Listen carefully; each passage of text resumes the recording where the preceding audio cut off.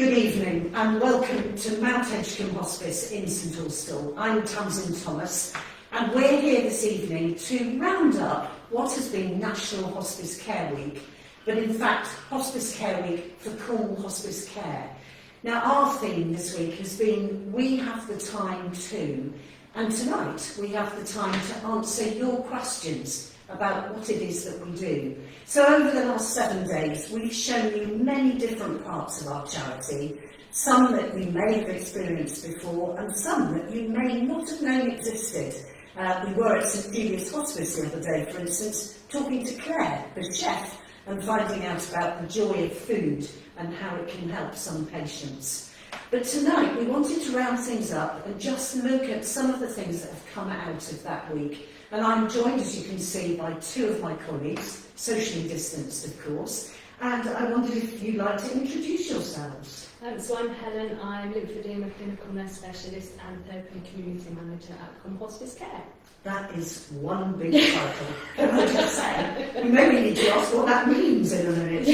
Well, that means what, actually? So I run the lymphedema clinic here. There's two lymphedema clinics, one at Mount Edgecombe and one at St Julia's in Hale.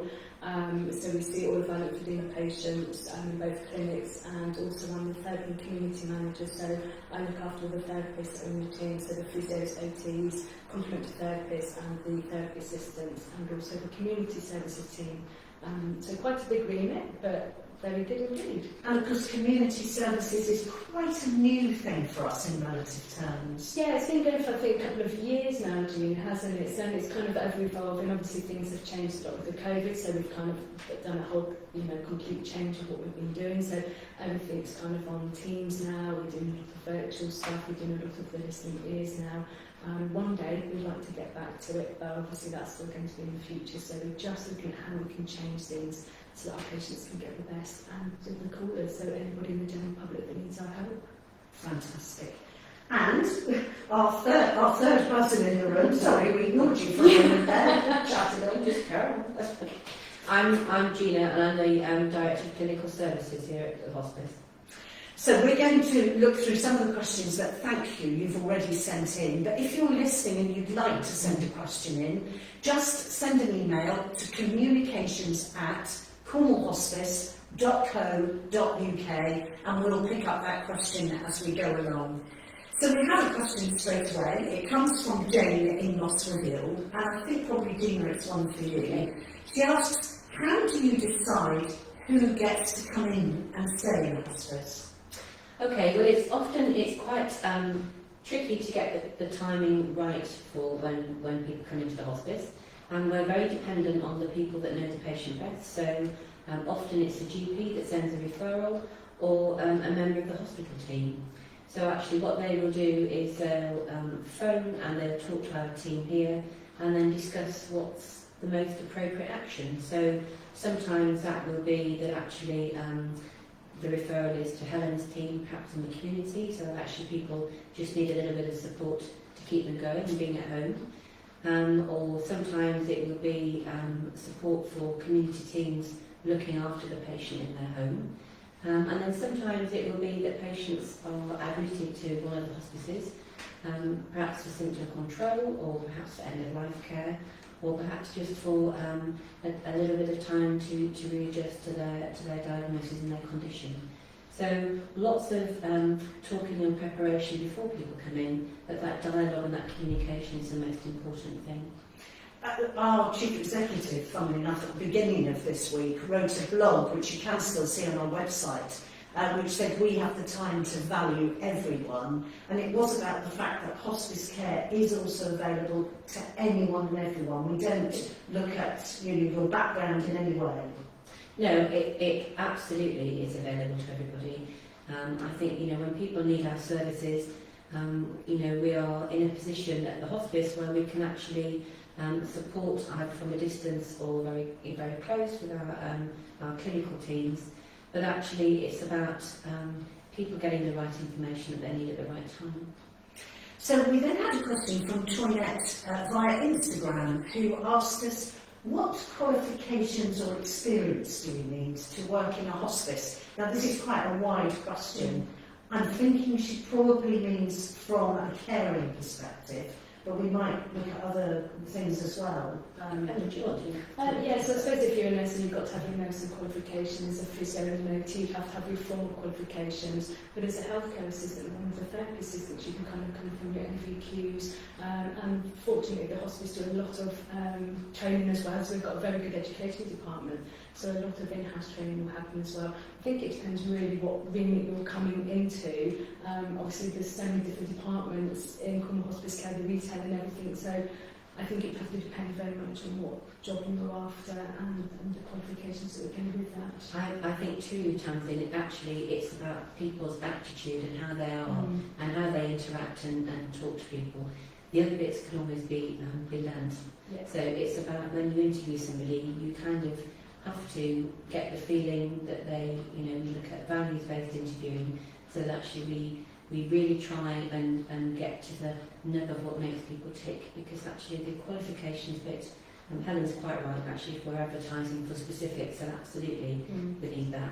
But the most important thing is actually how people interact with people. And I think also there's opportunities to develop and work out if you're the right person for this through volunteering, isn't there? Yeah, there is. I think that's a really nice way, and actually lots of our volunteers are perhaps looking at maybe going to medical school or going on for careers in the medical or nursing really in the future. But actually it is quite a good way, and I think also people come to us and they branch off through different routes. So actually they might come and start in the shops, or they might come learn a little bit more about the hospice and then move in. So yeah, absolutely. You'd think we'd rehearse this, because the next question actually works really nicely into what we've been talking about. And it comes from Anne in the foyer, good evening Anne, who asks whether hospice care, dying and death should be celebrated and talked about at secondary school. She said, would it help to improve people's idea of what a hospice is? Absolutely. I think, the more we can get what the hospice is about at a younger age, absolutely, because that's the next generation of people that are coming through that potentially will come to work with us as a volunteer or in a caring role or in one of the shops. So I think the more we can get into that generation, it just disperses that myth that people only come to the hospice to die. So the earlier that we can capture that, absolutely. And it might change somebody's perspective on what they want to do when they're older. They might have never thought to work in a hospice before, and it opens up a whole new idea basis for them. I do wonder if young people also are the people who are going to get rid of that notion that a hospice is a dark, miserable, upsetting place. I think you can have some really good conversations about kind of illness and end of life, and also what the hospice is about. And I've had those conversations with my nephews and nieces, and you think, blimey, actually, you cut through all of the other stuff and just have that really good conversation. Often when you least expecting it around the tea table, but actually that's what I think is so refreshing about talking to children. And often when we have families in supporting loved ones in the hospice, it's those conversations about being honest about what happens. And let's face it, the death bit happens to all of us, doesn't it, really, at some point? And I think children don't have the preconceived notions or the hang-ups from when we were growing up, perhaps. I remember being in this very hospice quite a while back now, and there was a grandchild who might only have been 5 or 6, and his nana had died, and he shouted up the corridor, "Bye, Nana, give my love to Grandad when you see him." And I think Jan might have been in the office with me, and we both just stopped and lumps in the throat. Yeah. But afterwards, thinking about it, that was just a really honest and lovely, he got that in his head. He was sorted.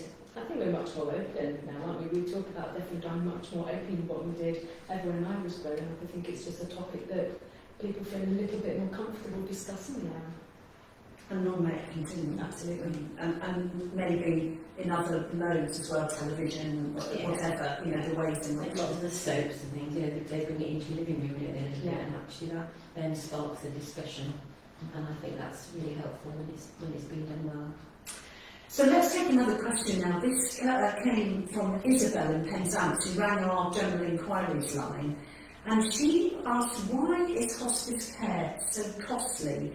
She appreciates we give our care free of charge and 24/7, but says it's clear that we need to raise a lot of money. So where is that cost? Majority of cost is in the bed base. So actually, to have a bed in the hospice manned and supported by the right amount of staff to be able to look after people over 24 hours a day is an expensive option. And we often talk about our bed costs are, I think, about £600 or £700 a night. So actually that's a lot of money.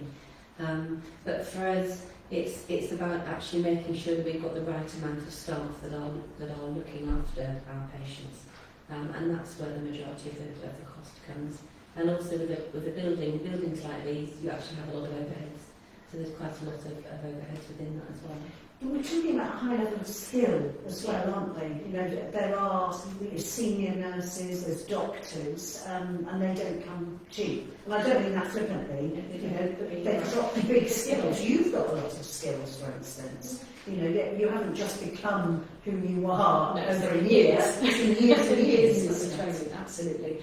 And that training, it does cost. The hospice have been really good at putting us through our training, but time I look for dinner clinic, we do all of our, we use our machines. It's all of the time that we've taken to do all of our specialist skills, but it's also all the compression hosiery that the hospice actually provide free of charge. We get a little bit of that back, but the majority is actually paid by the hospice. So, we've got hundreds of people on our caseloads. So that's a lot of money that's spent out each month just on compression hosiery for our patients. How important is it that we do provide our care free? I have a big question. It is. I think it is important, and I think that actually hospices have always been set up to support that. So I think actually, end of life happens for everybody, and people need our services when they need them. Tamsin, they're often in a difficult place when they come to us, and actually to have to think about, well, you can have that or you can have that, but actually it's dependent on what you can pay. Is not actually the ethos of hospice at all. So for Cornwall hospice care, it's really important that actually that care remains free at the point of delivery. And actually, I think people are very appreciative of that, and often can't believe the fact that they've come into the hospice and they're not paying for something. Absolutely, yes. They always kind of say how much we owe you, Helen. Like for our physios and our OTs, they go out and do home visits. How would you be able to cost that to somebody to say, well, you owe us X amount of money, and doing an OT home assessment will just keep the patient at home for a long time. We can put equipment in for them so that it keeps them at home for as long as they possibly can do. And some of my patients, some of them for doing a clinic and with Chris, we see them on a weekly basis. I'm quite happy to see them on a weekly basis, but if I had to charge them, I would feel very uncomfortable bringing them in week in, week out for their treatments. As do the physios and the complementary therapists, and that you just can't put a price on what you charge somebody.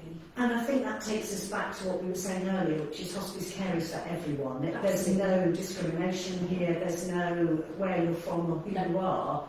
If you need us, we're here. Absolutely. And it should be, that's absolutely right. And that's where we started, and I'm sure Dame Cicely Saunders, that was exactly what she wanted it to be all those years ago. Just had a call in. Let's say this good evening to Liz, who's emailed us this evening and says, how can I support Cornwall Hospice Care? I put my pounds in the pink buckets when I see them, thank you. But what else can I do? And that's a really good question right now, because fundraising events aren't happening. Some virtual ones are. Some of our shops are open now, I think about 2/3. What can people do? I think it's about, if you're able to offer your time to volunteer, that would be absolutely fantastic. But also, it's just about getting the word out there.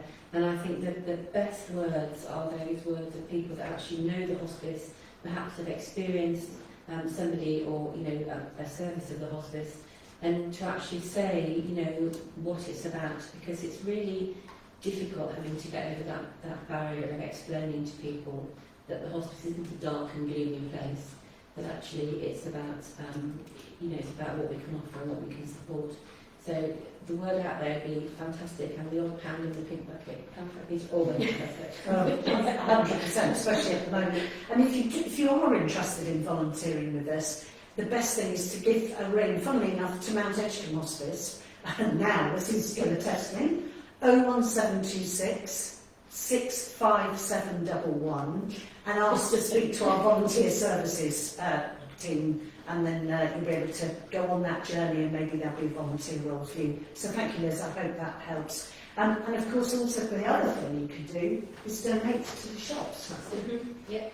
And Especially at the moment, through our donation centres, would be really well received. Yeah. So, and our donation centres, visit our website, I'll give you the address at the end, and you can go along to the centres and drop your things off, please, that'd be lovely. Peter was another person who rang our inquiries line, and he asked, is there some way in normal times, not sure what normal times are now, that we could host visits to the two hospices that we run, so people can see for themselves how bright and beautiful they are.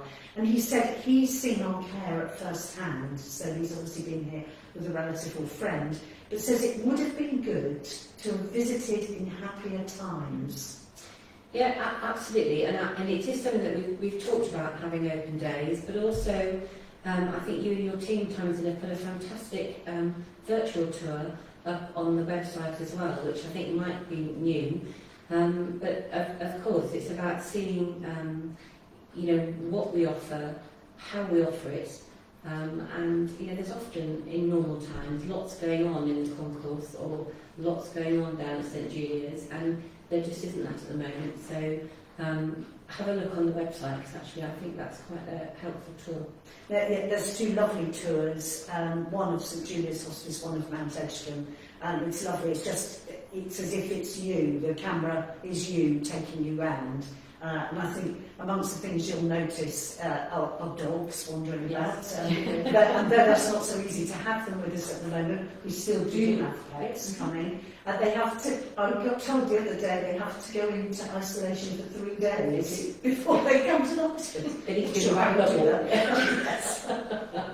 But I think, yes, look at the website, talk to people who you might meet who've experienced the hospice, or if you know someone who works for a hospice or the like, because then you can get a much better view of it. And I know your patients, I've had the privilege of talking to a couple of your patients who've said it's just not what they expected. No, I mean, we used to send out a letter of an initial assessment, and I had quite a few did not attend to begin with, and when I kind of rang them up, it was like they just had a letter from hospice, and that was like a bit too scary, so now we kind of ring them, and once they come through that front door, they're like, it's like you just see that weight come off, and they're kind of really happy to come back all the time then. But yeah, I think it's just getting people in and seeing what a friendly, light, humorous place it is actually to work, I would say. And I think that the people here are normal. Yeah. And I That's always going to be. Well, yeah. I had a friend of mine watched, I was talking to Claire, the chef at St Julia's on Friday, and he said to me, well, she was just a perfectly down-to-earth, normal person, baking a wonderful cake, because she was in the throes of baking a banana cake. And I thought, you see, I take Claire as just being part of the crowd, but why would you know about her unless you've been here? And I thought, wow, how powerful was that? It's incredible. Billy also called us from Liscard. He wanted to ask, and this is a really interesting question, how do our staff get job satisfaction when some of the time the patients are dying? I think they do get a job satisfaction, because actually they have the satisfaction of knowing that they've done all they can for that patient at the end of their life, and that's an absolute privilege. I think Helen's been a nurse on the ward, I've been a nurse on the unit, and I can tell you that actually to be able to support a family and a patient at the very end of their life is the most amazing thing that you can do, and that's why we do the jobs that we do. So absolutely you get job satisfaction. I think it's not for everybody, but actually for those people that have chosen that route of nursing to go down, it's a really special thing. And I would have said for you, and for some of your team, Helen, it's a bit easier, isn't it? Because you are looking after people who aren't dying necessarily. Absolutely. Yes, I mean, we get our satisfaction differently for a lot of our, my colleagues. They're going out making people well for as long as they possibly can do. So they're building up really long-term relationships, not only with the patient but with their carers. So they're making the carers' life much more easy. Giving them constantly top tips or putting equipment in that they possibly can do. So for us, it's about the longevity of somebody's for their lifespan. Whether it's months, years, weeks, whatever. So we see a slightly different side to the inpatients as well. But, our team work on the ward as well, and as you know, every patient comes here to die, so you get that satisfaction of building up really good relationships with the patients and the carers. Yes, because I think that's another important thing to bring up, and that is that we are sometimes helping patients to go home. Absolutely. And your team particularly. Tell me a bit about what they do to help that. So our physios will kind of go and assess a patient. So, and it's not just about mobility. It can be about their breathlessness. It can be about fatigue management, and a little part of it as well as the mobility side and how they can be safe at home. The OTs do a wonderful job because they will look at what the person's life is at home and make equipment adaptable so that they can go home. So it's a really unique team actually. Our therapy assistants are constantly beaving away in the background, they're constantly inputting what the therapists have asked them to do. And again, just phoning up the patients when they get home just to see what else needs to be done. And they will constantly see them as well when they've gone home, so it's not just once they've been discharged, they're on their own, we will keep contact with the patients. Because I think when you get home it can be quite scary. So they always have a base and a person to phone back into. And then it can be months down the line and they'll go and do another visit if their disease progression has changed or the situation at home changes. So it's... I think that work that happens between patients who are inpatients before they go home is huge, because actually it's about respecting that home life that patient has. And some patients, maybe it's quite chaotic, or actually, maybe they're in a small cottage, or that you're trying to make safe and put a bed in there. And it's just about actually doing the right thing for the patients at that time. And that's where Helen's team particularly comes in. They'll see them home, or they'll go and assess the home, and they'll think about what's possible. And that's all about working with that family. Absolutely. And I think that's another thing that we need to talk more about, is not just, the people who are going to die with us, it's very special and very important, but those people we do help to get home, and those people like Simon, one of your patients who we featured this week as part of Hospice Care Week, who you make feel more comfortable so he can carry on. Yeah, he can comes to a quality of life then. It means that he can be with his wife and his children. It's a big difference to their quality of life, and I think that's where we get our job satisfaction from. It's how we can improve somebody's quality of life in whichever small way it is, whether that's fatigue management or just making their daily life much more pleasant for them. And in this period of lockdown, we've cared for more than 170 patients in the 2 units. Never mind all your patients. And that's more than 170 families in this period who we've continued to offer support to. I think that's an immense statement. I really do. I think we weren't quite sure what was going to happen when COVID happened. But actually, it has been busy at the hospices, I think, for all services, and Helen's service is kind of up and running in a bit of a slower way, because Helen always does everything at pace. But actually, it's great to see people going back into the hospice, and actually it's about being there for people and supporting our colleagues in hospital as well. Which we, I presume, continue to do. I mean, look at us now, we're sat socially distanced, we're living with COVID in the same way as everyone else. But we're still open 24/7. Yes, yeah. Well, thank you so much. You won't believe it, but 25 minutes have just flown by as we've answered these questions. I can't thank you all enough for a fascinating series of questions that you sent in to us. Thank you, Helen. Thank you, Gina, for giving up a part of your Sunday evening to come and answer people's questions. And thank you for your engagement during Hospice Care Week. It's been 7 days well, we've just been honoured to open our doors and show you what goes on, and we hope that it's helped you understand more what we're all about. These are difficult times. As I've said, only 2/3 of our shops are open. We can't have fundraising events in the traditional sense. And I'm afraid, Cornwall, we need you more than ever. So I would finish by saying, if you can, look at our website, take a read of Terry's story and find out about Terry's bed appeal, because it's on right now.